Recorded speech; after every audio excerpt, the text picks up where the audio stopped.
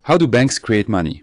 To understand this question, let's go back to ancient times and see how money was born. Here is a farmer. When working, the farmer needed a sickle, so he planned to go to the manufacturer to buy one. However, the farmer had nothing to exchange. Out of trust, the manufacturer agreed to let the farmer take the tool away and repay with crops after the harvest. Soon the farmer did return and gave some harvested crops to the manufacturer. This concluded a very primitive transaction.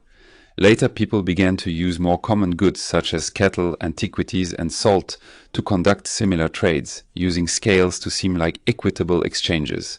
This made transactions very efficient, but as the demand for different trades increased, using heavy items like cattle, antiquities, and salt for payment became inconvenient.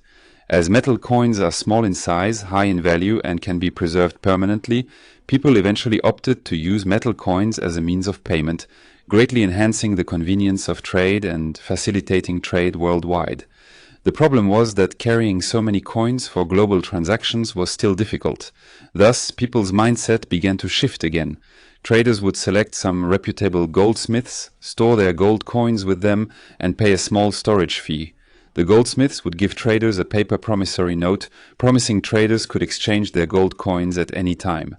The most important function of this paper promissory note was that traders could go to any goldsmith in any town to exchange for their gold coins.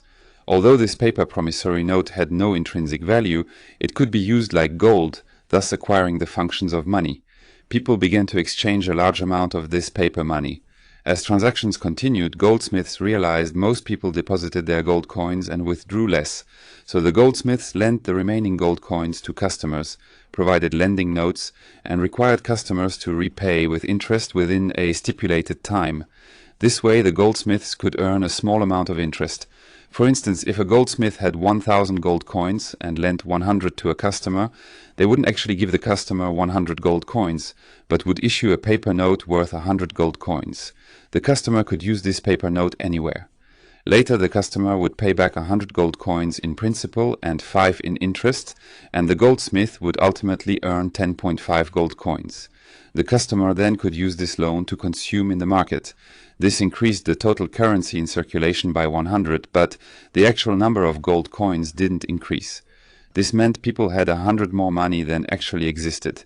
But it's not a big deal unless everyone simultaneously demands to exchange their gold coins. If we replace goldsmiths with banks and replace notes with digital currency, this forms today's monetary system, facilitating trade conveniently. As trade continues, the circulation of money slows down. Why? Suppose there are 4 people, each with $25, totaling $100. These 4 constantly trade among each other and each transaction circulates money. Money flow indicates commodities need production, thus boosting productivity. However, as trade continues, money supply becomes uneven. Fewer participate in trade and money ends up concentrated in the hands of a few. This reduces trade and subsequently lowers productivity. Only if everyone paid the same amount at the same time could trade continue indefinitely. But this is impossible in reality. Thus, it's necessary to inject a certain amount of funds into the entire trading system to reactivate trade, enabling businesses to produce more goods and accelerate economic growth. Therefore, continuous capital inflow into the trading market is crucial in the current monetary system. The question is how to get capital into the trading market. That's where banks come into play. When you deposit money into a bank, the bank owes you. The numbers you see in the bank account are not actual cash in the treasury. It's just a paper promissory note indicating the numbers in your bank account. When the bank owes you money, you can withdraw it at any time via your bank card. Conversely, banks can offer loans to customers. When banks lend us money, we owe banks and that charge interest. This is where banks truly profit. After a customer secures a loan, it enters the market for consumption. For instance, if a customer buys a car, the loan money flows to car dealers or their employees. These people then continue to purchase other goods in the market, creating new trades and driving corporate motivation. With this motivation, companies keep innovating and providing better quality goods. As mentioned earlier, without new capital injection, trade stagnates and can't produce value and productivity. But if too much capital is injected into the market, It could cause inflation, such as when social production decreases, but the system injects too much capital, leading to supply exceeding demand and lowering purchasing power, thereby raising prices. Thus, banks must limit the amount of money created.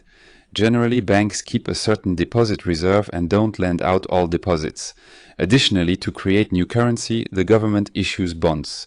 For example, the US government issues hundreds of billions of bonds annually, which banks, enterprises, or other countries can purchase to flow funds back to the US government, which can use the money to pay companies or individual salaries. These salaries, in turn, are deposited back into banks. The problem is the US government is always in short supply and constantly owes those who bought bonds. To repay these debts, the US government uses taxpayers' money but still can't pay off the debt completely.